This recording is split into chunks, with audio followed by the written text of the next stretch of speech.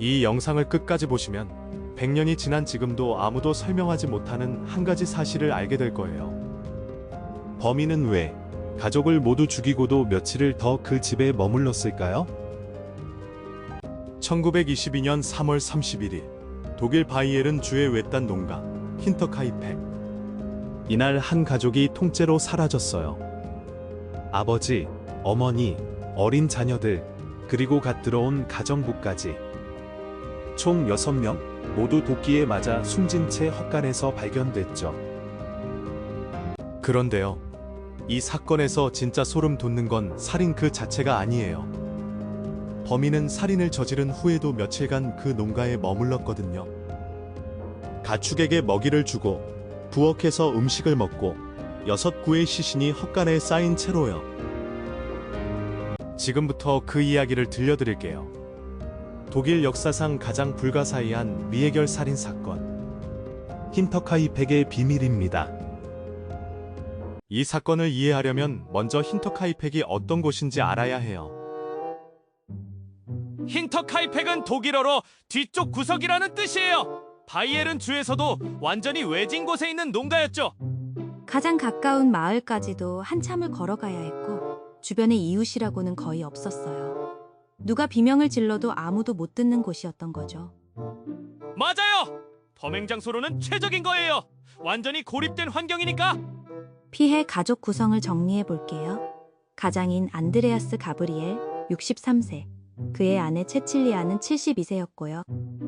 그리고 안드레아스의 의붓딸 빅토리아, 그녀의 두 아이 7살 요제프와 2살 체칠리아, 여기에 갓 부임한 가정부 마리아 바움가르트너까지 총 6명이요. 가정부가 그날 처음 출근한 거라면서요? 네! 전임 가정부가 갑자기 그만뒀거든요. 이유가 좀 이상했는데 그 집에 뭔가 불길한 게 있다고 했대요. 불길한 게 있다. 그러면 전임 가정부는 뭔가 느꼈던 거네요? 사건 전부터? 그렇죠! 그리고 실제로 사건 전 몇 주 동안 이상한 일들이 연달아 벌어지고 있었어요. 첫 번째 이상 징후! 눈 위에서 발자국이 발견됐어요. 숲 쪽에서 농가로 향하는 발자국인데 돌아간 흔적이 없었어요. 헉? 잠깐요. 돌아간 흔적이 없다고요? 그러면 누군가 들어와서 나가지 않았다는 건가요? 그렇게 해석할 수밖에 없죠. 발자국이 집 쪽으로만 나 있고 거기서 끊겼으니까요. 마치 땅속으로 사라진 것처럼. 그 당시 마을 사람들 사이에서도 소문이 돌았어요. 발자국만이 아니에요. 어느 날은 집열쇠가 감쪽같이 사라졌고 헛간에서 한 번도 듣지 못했던 낯선 소음이 들렸죠. 가브리엘 본인도 인지하고 있었어요? 가브리엘이 이웃한테 직접 그랬어요. 며칠째 다락방에서 발소리가 들린다. 신문도 어디서 가져가는지 자꾸 없어진다고요. 헉? 신문까지 없어졌다고요? 그러면 누군가 다락방에서 신문을 가져다 읽고 있었다는 건데? 바로 그거예요. 경찰이 나중에 조사했더니 범인은 사건이 벌어지기 몇 주 전부터 이미 그 다락방에 숨어 살고 있었을 가능성이 매우 높았어요. 잠깐? 그러면 가족들이 잠든 밤마다 범인이 내려왔다는 거예요? 네! 몰래 내려와서 부엌을 뒤지고 음식을 먹고 신문을 읽었어요. 바로 머리 위 다락방에서요. 가족들은 그 발소리를 듣고도 정확히 뭔지 몰랐던 거죠. 소름 돋네요. 자기 집에서 밥 먹고 잠자는데 바로 위층에 누군가 숨어서 자기들을 지켜보고 있었다니. 그리고 1922년 3월 31일 금요일 밤 드디어 범행이 시작됐어요. 하지만 진짜 충격적인 건 이 다음입니다. 당시 정황을 재구성하면 범인은 가족들을 헛간으로 한 명씩 유인했어요. 안드레아스가 먼저였을 거예요. 한 명씩이요? 어떻게 6명을 차례로 유인할 수 있었죠? 그게 미스터리예요. 6명 모두 저항 흔적이 뚜렷하지 않았거든요. 그 다음 체칠리아 할머니, 빅토리아, 가정부 마리아, 그리고 마지막이 두 아이들이었어요. 마지막이 아이들이라고요? 7살 요제프와 2살짜리 아기까지? 네, 2살이에요. 법의학 조사에 따르면 아이들 중 한 명은 죽기 전까지 꽤 오랜 시간을 공포 속에서 보낸 것으로 추정됐어요. 머리카락이 뭉텅이로 뽑혀 있었거든요. 그런데 사건이 바로 발각되지 않았다면서요? 사건이 발각된 건 무려 나흘 후였어요. 4월 4일에야 이웃 주민들이 며칠째 아무도 안 나온다는 걸 이상하게 여긴 거예요. 헉, 나흘이요? 그 사이에 우편 배달부나 학교에서 연락은 없었어요? 전부 두절됐죠. 그제야 누군가 농가 문을 두드렸어요. 문을 열었더니 집안이 너무 조용했어요. 가축들은 먹이를 먹은 흔적이 있는데 사람이 없었죠. 잠깐요. 가축은 먹이를 먹은 상태였다고요? 사람은 없는데? 네. 헛간 문을 열었을 때 그때 봤어요.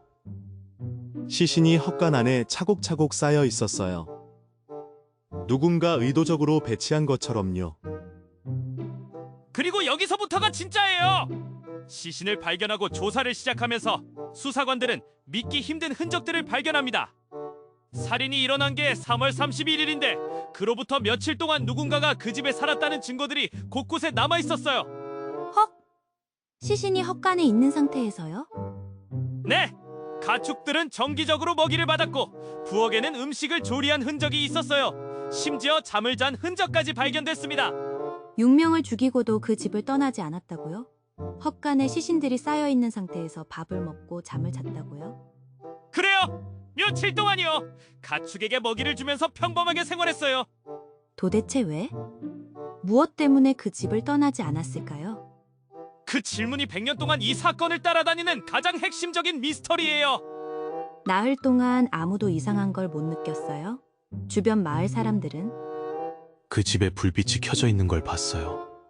당연히 가족들이 있는 줄만 알았지. 설마 그 안에 그런 일이 있었을 줄은. 헉, 범인이 불까지 켜놓았다고요? 마치 가족이 살아있는 것처럼 위장한 거네요. 그 동네 사람들은 오랫동안 그 근처를 지나다니지 않으려 했어요. 뭔가 남아있는 것 같은 느낌이라고 해야 하나. 수사가 시작됐습니다. 하지만 이 사건은 수사관들이 예상한 것보다 훨씬 복잡했어요. 용의자를 추려나가기 시작했는데 그 수가 100명이 넘었어요. 하지만 단 한 명도 결정적인 증거로 연결되지 않았죠. 100명이나요? 어디서부터 시작했어요? 가장 먼저 본 건 안드레아스 가브리엘 본인의 과거였어요. 가브리엘은 지역사회에서 꽤 평판이 나쁜 사람이었어요. 자기 의붓딸 빅토리아와 부적절한 관계를 맺어서 재판까지 받은 적이 있거든요. 의붓딸이랑요? 빅토리아의 아이 중 하나가 그의 친자라는 의혹도 있었죠? 맞아요. 그러니 원한을 가진 사람이 주변에 얼마든지 있을 수 있었어요. 그러면 첫 번째 이론은 원한 범행?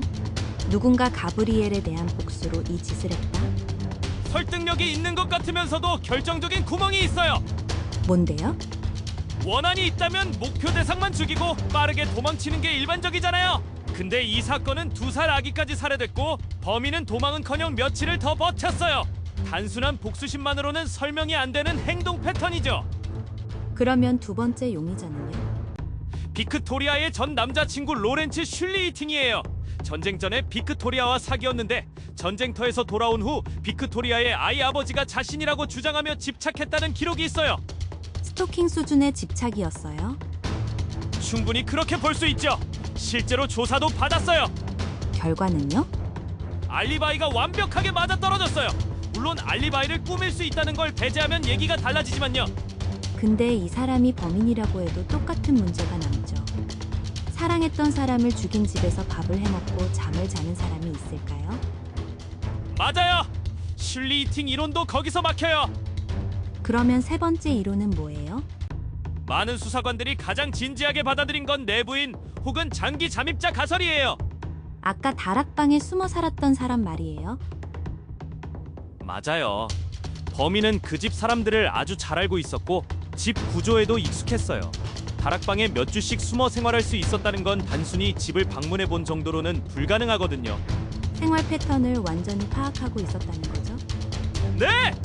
언제 불이 꺼지는지, 누가 어디서 자는지, 언제 헛간에 나오는지 그걸 몇 주간의 잠복으로 알아낸 거예요. 이 가설이면 살인 후 며칠간 머문 것도 설명이 돼요? 그렇죠. 범인은 뭔가를 찾고 있었을 수 있어요. 돈, 문서, 아니면 자신을 특정할 수 있는 증거를 없애기 위해서요. 아니면 그냥 갈 곳이 없었을 수도 있어요. 처음부터 그 집이 거처였을 테니까요. 그 가능성이 가장 소름 돋는 부분이에요. 근데 이 모든 이론을 한 번에 뒤흔드는 사실이 하나 있어요.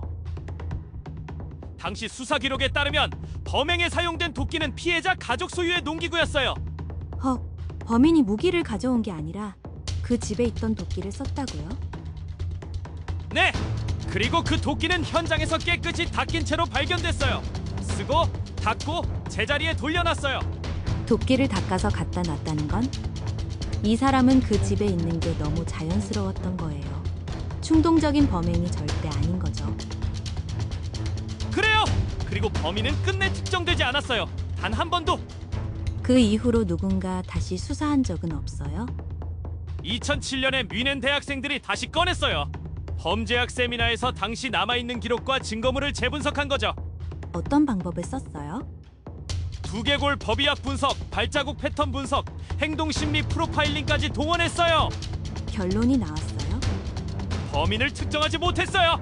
다만 한 가지는 확실히 했죠. 이 사람은 아주 오랫동안 계획했고 아주 냉정했다는 거예요. 힌터카이팩 사건은 1922년에 시작해서 지금 이 순간에도 끝나지 않았어요. 100년이 넘는 시간 동안 100명이 넘는 용의자가 조사를 받았고 여러 세대의 수사관과 연구자들이 매달렸지만 범인은 단 한 번도 법정에 서지 않았어요. 그 집은 나중에 다 허물었어요. 아무도 거기서 살려고 하지 않았으니까. 근데 그렇다고 기억이 없어지는 건 아니잖아요. 진짜 무서운 건 도끼도 헛간도 아니에요. 범인은 그 집 다락방에 몇 주 동안 아무도 모르게 숨어 있었어요. 가족들 바로 머리 위에서요. 밤 냄새를 맡고 아이들 웃음소리를 듣고 불이 꺼지길 기다리면서. 그리고 그 사람이 누구인지 우리는 아직도 몰라요. 여러분은 어떻게 생각하세요? 원한 범행, 집착하는 전 연인, 아니면 처음부터 그 집을 거처로 삼았던 정체불명의 잠복자. 이 세 가지 이론 중에서 어떤 게 가장 설득력 있다고 느끼세요? 댓글로 꼭 알려주세요. 여러분의 추리가 진짜 궁금해요. 다음 영상에서는 이것보다 더 오래, 그리고 더 가까운 곳에서 벌어진 미해결 사건을 가지고 올게요. 구독과 알림 설정 해두시면 놓치지 않을 수 있어요. 오늘도 끝까지 봐주셔서 진심으로 감사해요.